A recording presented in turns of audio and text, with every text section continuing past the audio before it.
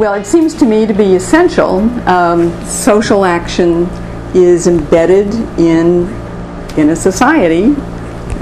I don't want to argue here about how we distinguish culture and society. They are certainly related. They are studied by different specialties in different ways. But it's the embeddedness of language use deep within a context that involves assumptions, values, interests, presuppositions, prior genres, complete histories and traditions that we need to understand in order to understand how a genre is a mode of action, is a way of getting things done, even of understanding what things can be done and should be done and how they are going to be interpreted in that society. So I would just summarize by saying that culture is a sort of central containing consideration in understanding genre as social action.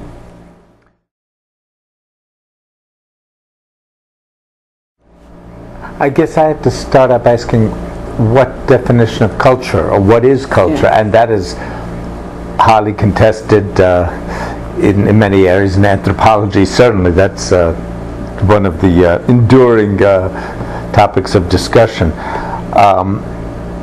I'll give a couple of possible definitions or elements of culture and talk about how they would enter in. So cultural historical psychology says that culture is in the tools and artifacts that are made available in a society for a person to use.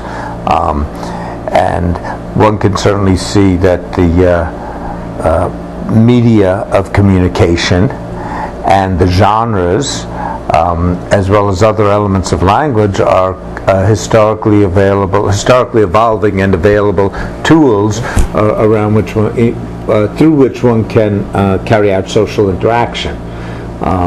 So from that, the genres actually is culture from that point of view. Mm-hmm. Some people extend that to include the practices, which may mean the particular ways people handle and orient towards the tools, other people's behaviors.